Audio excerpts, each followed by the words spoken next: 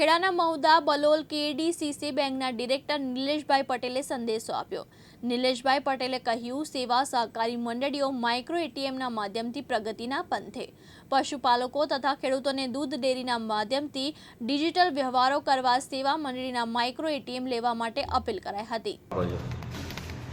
મારો પરિચય પટેલ નિલેશ કુમાર ચંદુભાઈ, મુકામ બલોલ, સેવા સહકારી મંડળી બલોલના ચેરમેન પણ છું અને એપીએમસી હું કેડીસીસી બેંક ખેડા જિલ્લા મધ્ય સહકારી બેંકનો પણ ડિરેક્ટર છું અને મારી બલોલ શાખા 29/5/2025ના રોજ નવી શાખાનું ઉદ્ઘાટન કર્યું હતું।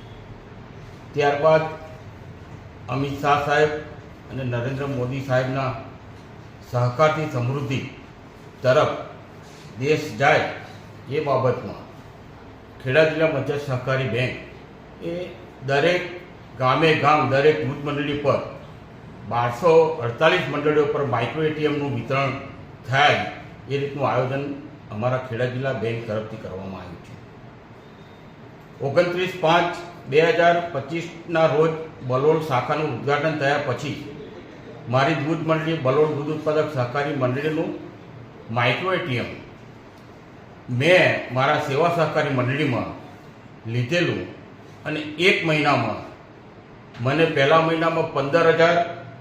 અને બીજા મહિનામાં 28,816 રૂપિયા જેવું કમિશન મળ્યું હતું, જે દૂધના ગ્રાહકો, જે પશુપાલકોના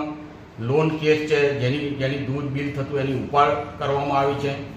એ રીતે 2 મહિનામાં જો આટલી કમિશન મળતું હોય તો મારો એક સંદેશ હું આખા જિલ્લામાં અને મહીસાગર જિલ્લો, ખેડા જિલ્લો, આણંદ જિલ્લો દરેક જિલ્લામાં એક સંદેશો આપવા માગું છું કે જો દરેક સેવા સહકારી મંડળીઓ માઇક્રો એટીએમ કે દૂધ મંડળીના સેક્રેટરીઓ માઇક્રો એટીએમનું જો એનું સચોટ ઉપયોગ કરશે તો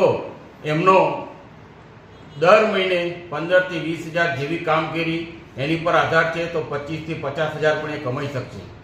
દૂધ મંડળીના સેક્રેટરીઓને ખાસ વિનંતી છે કે 1248 મંડળીઓમાં જો દરેક દૂધ મંડળીના સેક્રેટરીઓ જો માઇક્રો એટીએમનો ઉપયોગ કરશે તો એમને વધના પગાર 15,000 થી 20,000 રૂપિયા મળી શકે છે। એવો હું દરેક સેવા સહકારીના મંડળીના ચેરમેનશ્રીઓને વિનંતી કરું છું કે દરેક સેવા મંડળીઓ અને દૂધ મંડળીના ચેરમેનશ્રીઓ માઇક્રો એટીએમ વસાવે અને આગવું ભારત,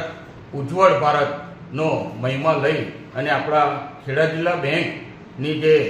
સમૃદ્ધિથી સહકારથી સમૃદ્ધિ સુધી પહોંચવું છે એનો એક વિકલ્પ આ માઇક્રો એટીએમ કરી શકે છે અને